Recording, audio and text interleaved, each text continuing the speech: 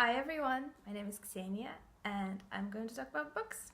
So for my first booktube video, I thought I'd start with my recent favorites, and it was very difficult to pick just a few because I read a lot of really good books this year, but I did!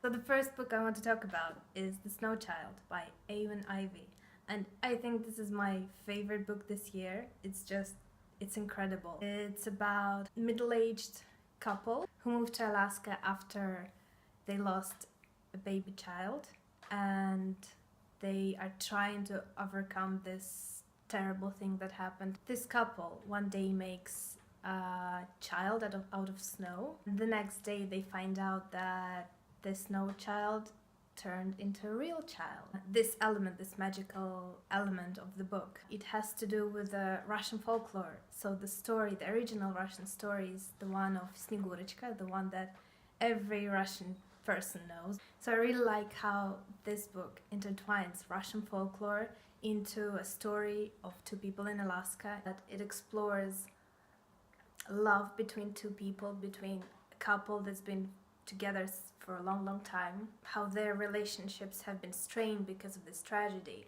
and how they are trying to remember why they love each other, try to support each other, and it's done so beautifully. It's very lyrical and it's heartbreaking and sad, but also so beautiful. It's a very nice book to read in the winter because it's filled with snow, with imagery of Alaska, of this cold, harsh climate. And I keep saying harsh climate, but the depiction of Alaska is so beautiful, and this book has such a nice atmosphere, so I love being inside this place. And the story is absolutely heartbreaking. I cried so long after this book. And the next book I'm going to talk about is A Monster Calls by Patrick Ness. So this book has pictures inside. I hope you see that. And this is another very, very heartbreaking and sad and lyrical book. I just love those. So one thing I want to say about this book is that the original idea belongs to Siobhan Dowd, but unfortunately she passed away before she could even set it into motion. And Patrick Ness actually was asked to write the story that she couldn't, and he couldn't do it as well because it felt wrong to him to take someone else's idea, but her ideas created new ideas in his head. So he kind of evolved her idea into something else, and this book happened. I think in a way it honors memory of Siobhan Dowd, which I think is done in a really nice way. And the next book I'm going to talk about is the one by a Russian classic, so obviously it's in Russian. So the name of the author is Alexander Kuprin, and the story is called Yama, which can be translated as the hole or the pit, but also it's the name of the street, Yamskaya.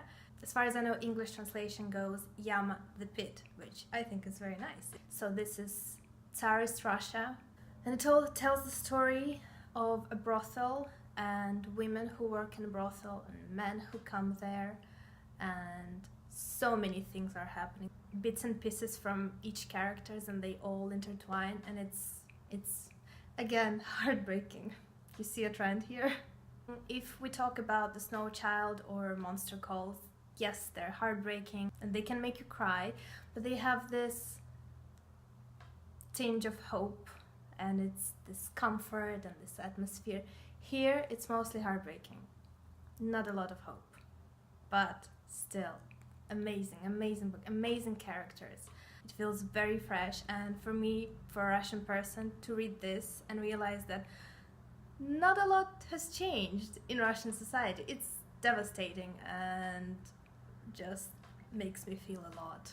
The next book or duology I'm going to talk about is Six of Crows by Leigh Bardugo, and also Crooked Kingdom by Leigh Bardugo. This is actually my second young adult fantasy novel that I've ever read in my life, and I really enjoyed it. I realized that these books go very nicely between some heartbreaking, sad books that I was talking about before. This is very fun, it's fast-paced, and I heard a lot that characters are very, very memorable, and I'm all about characters. I honestly don't care about plots in books that much, as long as I love the characters. There are 6 characters here, and each of them is very unique. Even though there is romance in these books, and it's done really, really well, and I got all the warm and nice and fuzzy feels, the books aren't focused on it, and the characters' interactions they go way deeper than just romance. And because there are 6 characters here, Lee Bardugo really plays nicely with all the different interactions that 6 people can have between one another. And reading these books, I actually realized that I really, really love antagonistic characters that are seen as evil or who don't have moral code, who do really bad things. And I realized that I really like that. I really like following these characters and seeing why are they like that and what code they follow. And the next book I'm going to talk about is Blankets by Craig Thompson. It's a graphic novel, and I wish I could hold it in my hands and just show you the pictures. Maybe I could put them somewhere. I don't know, we'll see. It's a very beautiful book. Again, I don't want to say heartbreaking, but it makes you feel so much. It's so heartwarming, I guess. Yes, it's not heartbreaking, it's heartwarming. So in this graphic novel, Craig Thompson tells the story of his childhood, his adolescence, his first love, his relationships with his brother.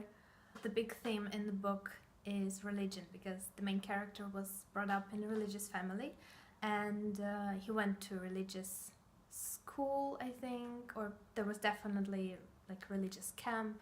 And of course it deals with self-identity, with what you are, what you need to become, what you want to become, how you're different from your parents, how you're different from your peers. The main character, he won me over, being in his mind all the time, and it's a very, very thick book, and you are inside his thoughts all the time, and it's, at least for me, I really connected with him and I loved reading it. The last book I'm going to talk about today is Accusation by Bundy.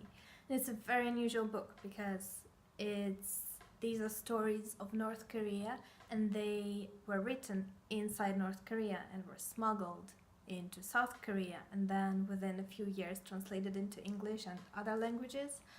And the author still lives in North Korea, which is mind-blowing to me to read this book and know that the person who wrote them still lives in this regime. It's just, this book is, I think everyone should read it.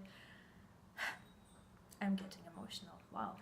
And Bundy is actually Korean word for firefly, which is very symbolic. With these stories, there are 7 of them, and at least to me the last 4 stories were considerably better than the first 3, so I really struggled, and I knew I wanted to finish and to read it all, but I kind of struggled because it was rather difficult to read, but the last 4 were just incredible.